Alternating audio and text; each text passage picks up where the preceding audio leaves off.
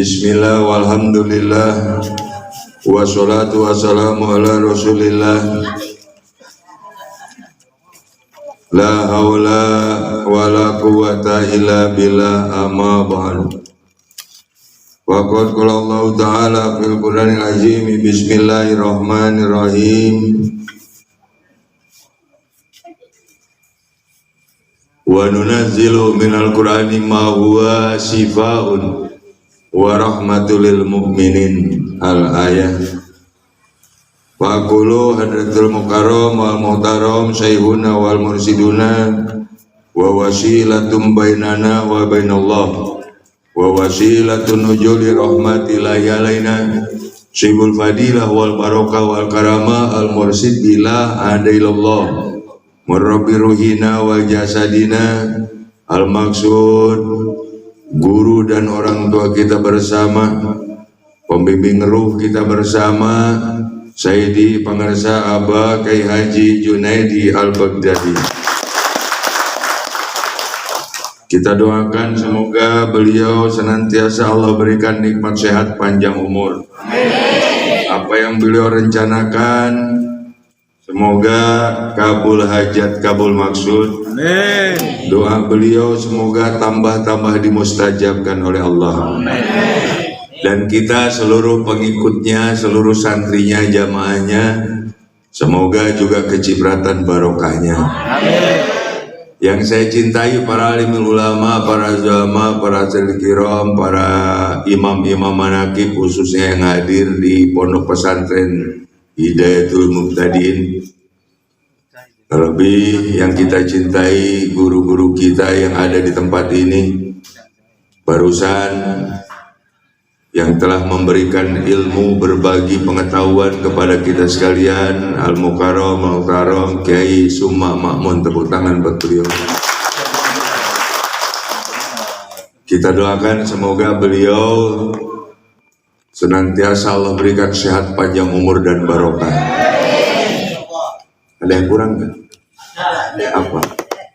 Biasanya kan saya ngedoain semoga beserta keluarganya. Mana nasi kurang? Hujan, Pak. Hujan barokan. Boleh. Jangan ngumpet ya. Ya biasanya kan semoga beserta keluarga besarnya, keluarganya. Nah, saya bingung mendoain keluarganya gimana. Hujan. Beliau umur baru 25 tahun. Kali 2 ya. Kali 2. Tadi saya simak dari dalam, ilmunya hebat. Bagaimana cara menyampaikannya, retorikanya hebat dan cukup jelas. Apalagi majlis seperti ini, barangkali beliau juga jarang bicara, tapi beliau cukup menguasai. Sehingga kita sangat paham apa yang disampaikan, betul? Cuma ternyata setelah saya evaluasi menurut saya sendiri, beliau ini sebatas baru pada teori. Kenapa? Af'alnya belum ada, masih nol. Tadi beliau bilang syariat tanpa hakikat nol. Sama. Bagaimana bisa mendapat ketenangan, sakinah dalam kehidupan kalau nggak ada istri? Betul. Kenal. Ya hari ini ketua MUI kita ini, kita doakan semoga malam hari ini di dalam rangka milad ke-35 Pondok Pesantren Hidayatul Muqtadin ada barokah yang luar biasa Allah berikan kepada beliau. Jadi jangan sampai lewat tahun 2022 kita pengajian di tempat beliau dalam rangka Walimatul Ursi atas nama pengantin laki-lakinya namanya Summa Ma'mun nanti. Tepuk tangan buat beliau. Siap kita doakan ya? Siap. Lah iya. Beliau ngomong syariat tanpa hakikat nol, sama laki-laki tanpa istri nol juga.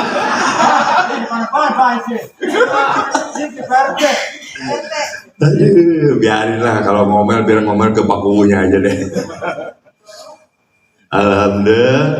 Ya kita doakan semoga Allah bukakan pintu hati seorang wanita untuk beliau. Amin. Aminnya yang ikhlas ya. Amin. Alhamdulillah. Dan pimpinan Pondok Pesantren Hidayatul Mubtadin ini juga sama. Walaupun beliau jarang muncul, tapi beliau istiqomah. Mana buktinya ini panggungnya untuk manakiban ini. Dulu saya kasih modal bikin panggung 3 jutaan, 3 juta ya. Nah, saya juga nanti mau ngasih modal. Wallahi. Begitu nanti ada laporan dari Ki Hamdi atau dari Papua ada laporan, Pak Kombes, ketua MUI kita mau lamaran, mau nikah, saya modalin 5 juta. Mantap. Ayo. Gawat ini, 5 juta ya modalnya, tenang aja. Jadi biar nggak mikir, waduh saya mau akan nikah nanti maharnya gimana, saya modalin 5 juta. Ya siap. Enggak, bukan Jayadi itu untuk. Oh yang pelosok mana? Kalangin tiang ya. Ya biar beliau selaku ketua MUI, saya nggak kelihatan, nggak ketutup tiang, tetap aja. Namanya belum punya istri jadi titik tanda. Alhamdulillah, Allahumma sholli ala Muhammad. Dan yang kita cintai, yang disepuhkan di tempat ini, yaitu Al-Mukarram Al-Taram Kiai Haji Hamdi Al-Jubair.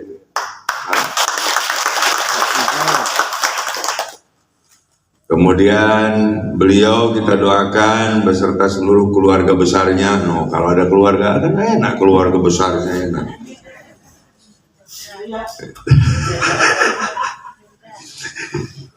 Awas ya. Jadi jangan sampai lolos loh, jangan sampai kabur loh. Kita doakan Ki Hamdi beserta seluruh keluarga besarnya. Semoga senantiasa Allah berikan sehat, panjang umur dan barokah. Juga semoga santrinya, santri-santrinya, santriwan-santriwatinya juga ditambah banyak di tempat ini oleh Allah. Yakin saya, kenapa? Yang namanya ada Majlis Zikir Manaqib Syekh Abdul Qadir Al-Jailani radhiyallahu anhu. Beliau itu kan Syekh Muhyiddin. Betul. Tempat untuk bagaimana bisa memakmurkan agama Islam, bagaimana bisa mengembangkan agama Islam, sumbernya diantaranya adalah pondok pesantren. Walaupun kayak Abah Kombes nggak mondok, saya mondok di Al-Baghdadi sekarang udah hampir 15 tahun. Dulunya emang mondoknya di Pantura. Saya dulunya di Pantura. Juga hadir di tengah-tengah kita Bapakku Desa Manggungan. Paling jujur.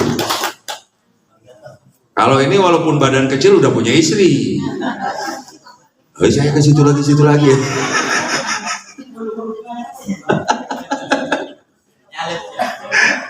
Iya, walaupun kecil badannya udah punya istri.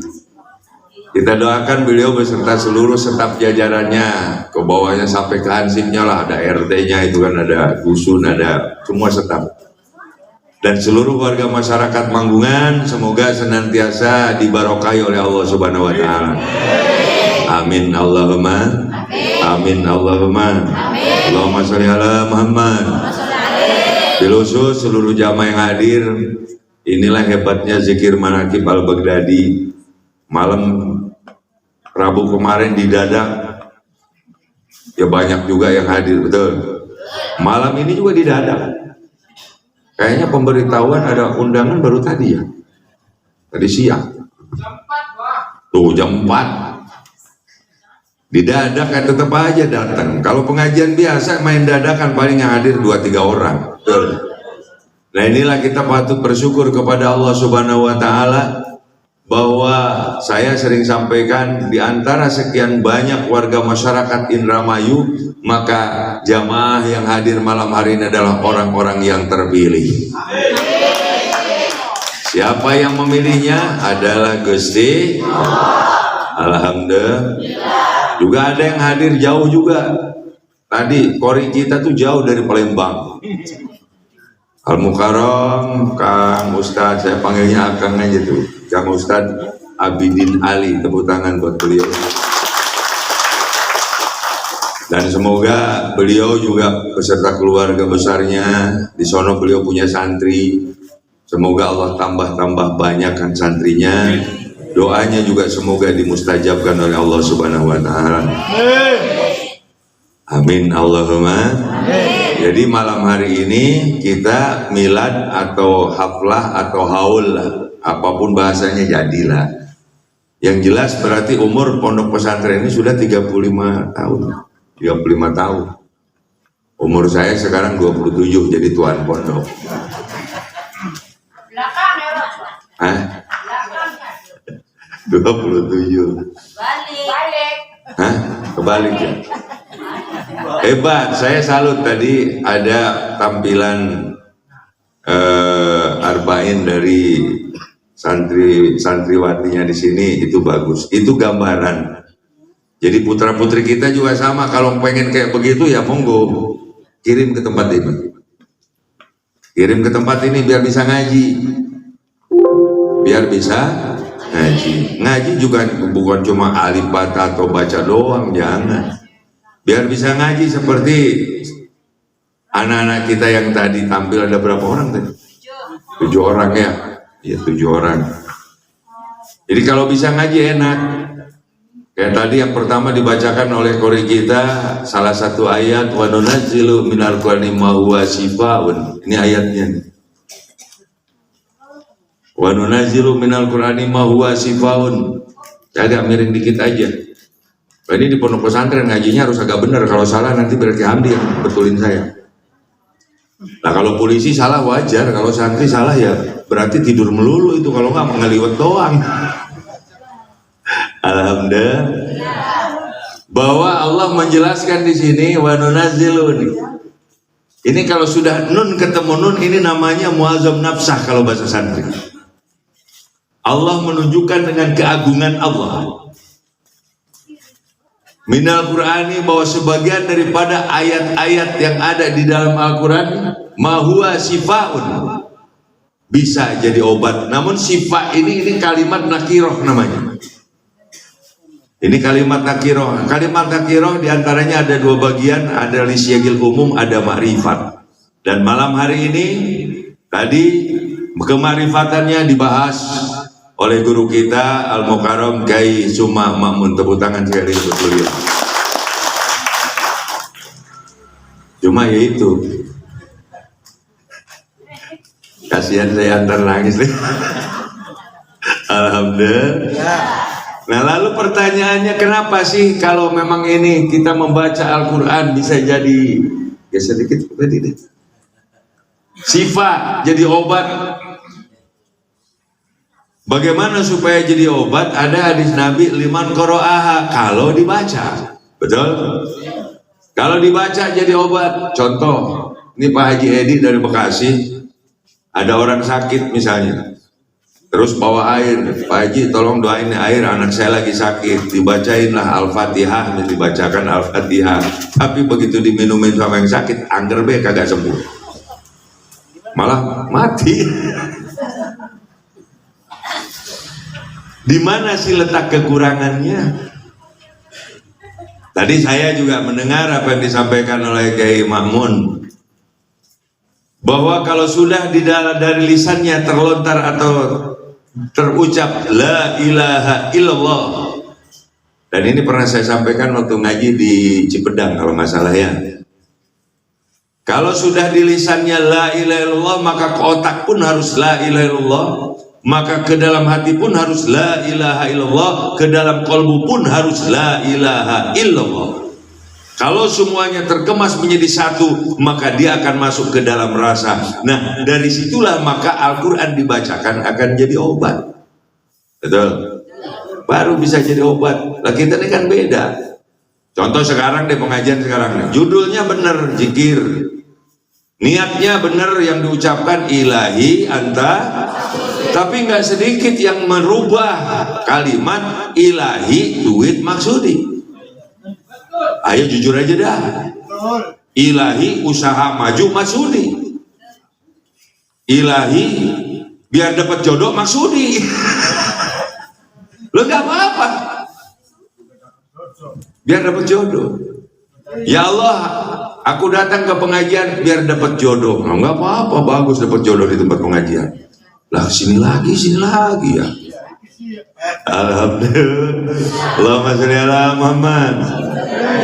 Nah, oleh karena itu bahwa setiap kita membacakan Al-Quran atau terdengar dibacakan Al-Quran, maka di dalam ayat lain dijelaskan kalau dibacakan Al-Quran maka bertambah imannya dan bergetar hatinya. Tadi disampaikan oleh beliau, saat seperti apa sih bertambah hatinya, bergetar imannya? Maka sesungguhnya orang-orang yang seperti itu adalah merasakan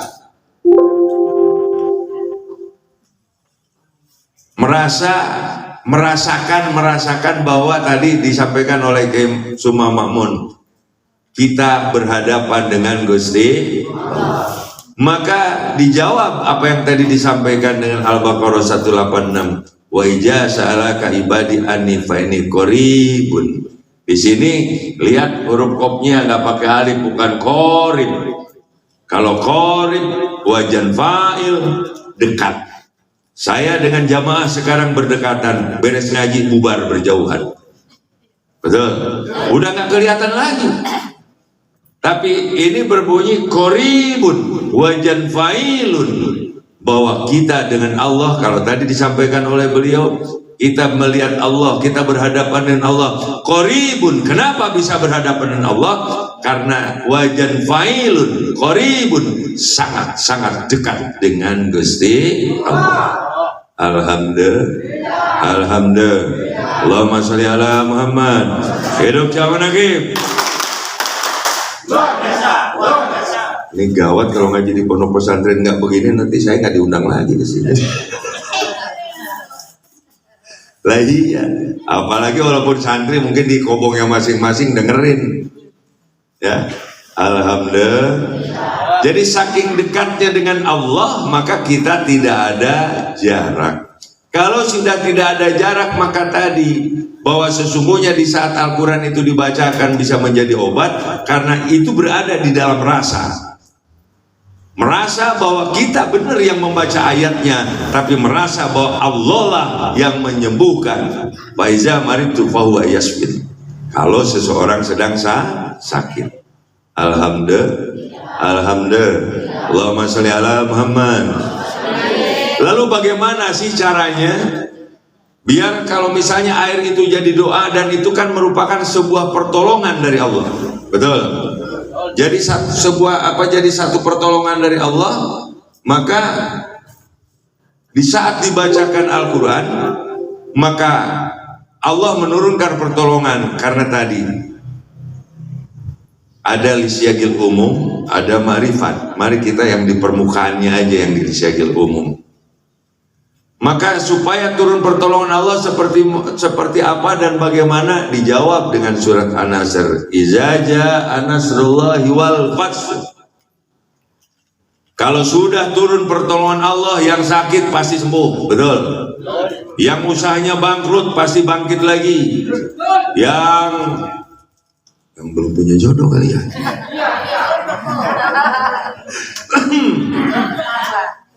Yang belum punya istri, yang belum punya jodoh, yang duda maupun yang bujangan, pasti Allah kirim jodohnya.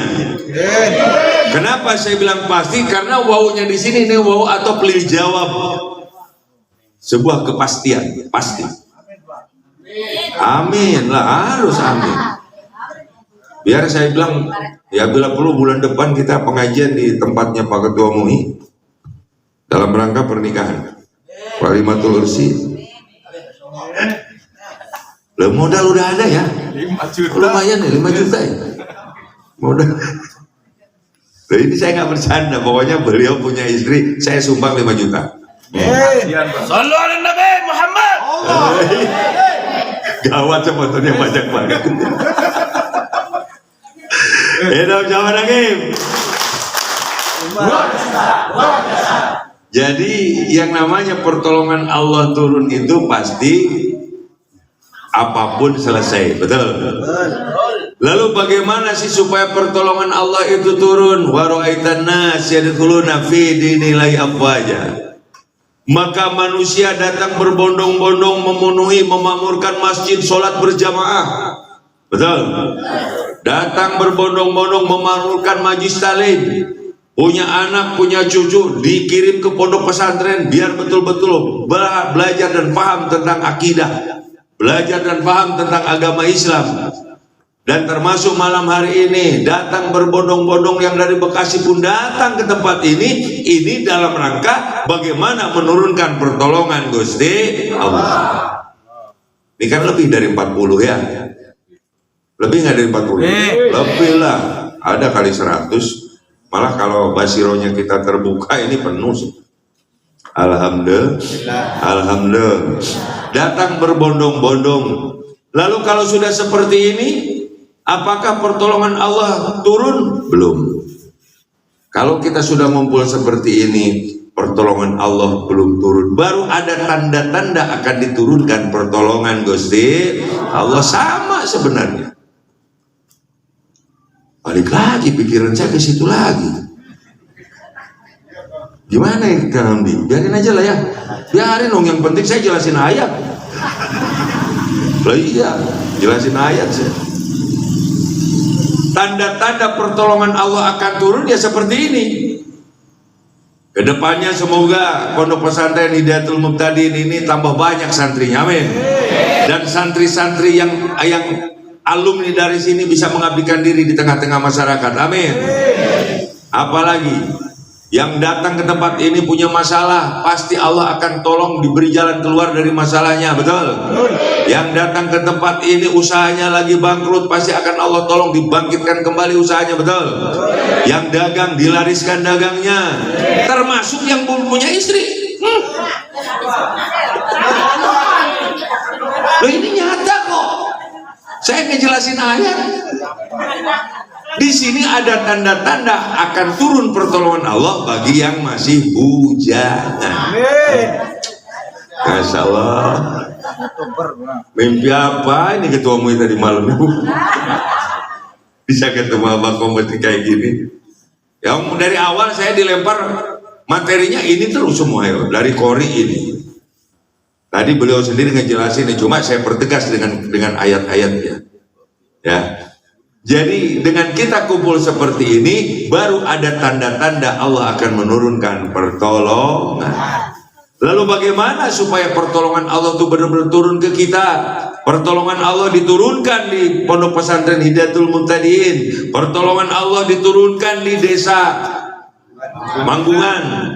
Pertolongan Allah diberikan kepada Pak Kuwu dan jajarannya. Bagaimana caranya? Maka jawabannya adalah fasabih bihamdi rabbika wastaghfir. Fasabih. Kalau terjemahan maka bertasbihlah. Nih kalau santri beda lagi, karena tadi udah ada tampilan arba'in di hadapan kita. Ini kalau menurut santri fasabi ini ae walabdu subhana tadulu ala mana tanjiyah. Gawat. Polisi ngerti yang kayak gitu ya. Alhamdulillah. Ini. Jadi makna dari fasabi ini kata Allah, engkau jangan subhanallah terus jangan mensucikan aku sudah maha suci.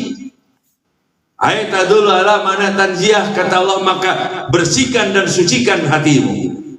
Ini sebenarnya makna dari kalimat ini. Kita disuruh membersihkan dan mensucikan hati. Dibersihkan dengan cara apa? Dengan mengucap alhamdulillah, alhamdulillah, dan memperbanyak istighfar. Dalam zikiran kita Al-Fatihah selalu dibaca, termasuk istighfar selalu. Malah dari yang pertama, astagfirullahaladzim li abi wa ummi, astagfirullah li ustazi. Maka itu adalah prosesi pembersihan diri, pensucian hati. Alhamdulillah, alhamdulillah, Allahumma sholli ala Muhammad.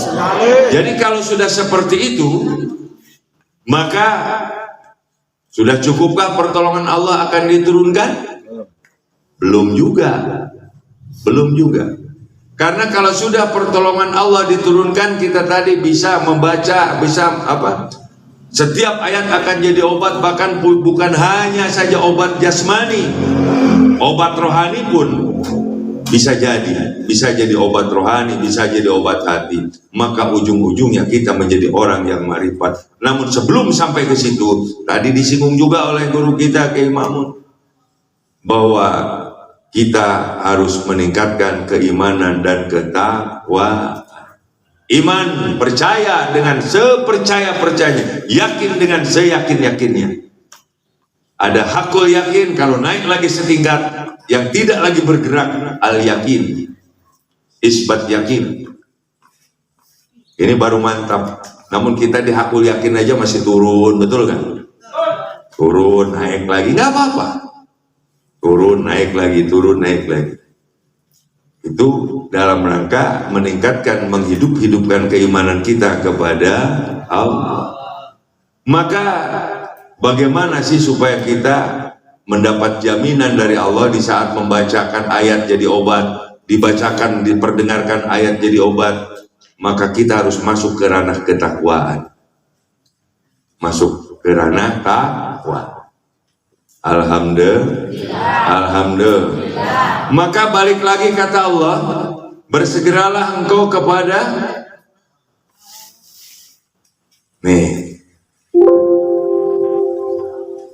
ampunan dan surgaku. Kita duduk malam hari ini di tempat ini adalah dalam rangka mengejar ini. Wasari'u ila magfirati min rabbikum wa jannati.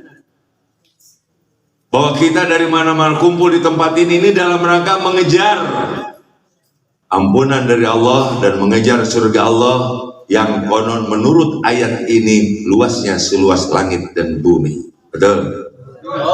Lalu untuk siapa sih ampunan itu? Adalah untuk orang-orang yang lil muttaqin, bertakwa. Lalu untuk siapa isi surga itu Allah peruntukkan untuk siapa? Adalah untuk orang-orang yang bertakwa. Nah, kita sedang berada di dalam itu saat ini. Alhamdulillah. Alhamdulillah. Alhamdulillah. Allahumma sholli ala Muhammad. Lalu bagaimana supaya kita benar-benar masuk di alam itu atau menjadi orang yang iman dan takwa? Maka dalam ayat ini, siapa orang yang bertakwa? Atau menurut ayat ini, orang yang bertakwa itu orang yang seperti apa? Maka dijawab dengan ayat berikutnya, alladzina yunfiqu sarra'i wa dharai. Sekalipun jamaah manakib kagak punya duit tapi tetap datang ke pengajian, betul? Walaupun bekalnya hanya 5.000 perak, nanti untuk uang sorban 2.000 perak, betul? Nah, inilah sarai wa dharai. Sekalipun kita sedang tidak punya uang, walaupun uangnya hanya 2.000 perak, tetap begitu ada uang sorban, dikeluarkan uang yang 2.000 itu. Alhamdulillah. Alhamdulillah. Allahumma sholli ala Muhammad. Kemudian wal kaziminal ghaidha. Ini kita diajarkan oleh guru besar kita dalam bahasa cinta. Maka karena tertanam cinta, maka amarah kita makin lama makin kurang. Sekalipun tersinggung karena orang satu sama lain, jamaah satu sama jamaah lain saling cinta mencintai, maka tidak ada bahasa ketersinggungan, betul? Yang ada adalah cinta. Sama. Kalau dari tadi saya ngomong tentang ketua MUI belum punya jodoh, bukan menyinggung ini, mendoakan. Kalau beliau merasa tersinggung ya wajar, belum punya istri. Banyak sekali berkurang. Maka bisa menahan amarahnya, nggak emosian, nggak marahan kayak dulu, betul? Nah, kemudian yang berikutnya adalah memaafkan kesalahan orang lain. Maaf, orang yang memiliki cinta. Di saat ada orang lain bersalah, apalagi sesama jamaah, dengan orang lain saja, di saat orang lain bersalah dan yang bersalah itu belum mengucapkan kata maaf kepada kita, kita sudah memaafkannya duluan, betul? Maka masuklah jamaah manaqib di Al-Imran 134 ini. Alhamdulillah. Alhamdulillah. Dan kalau sudah seperti itu di dalam kehidupan hari-hari kita, maka Allah sangat senang.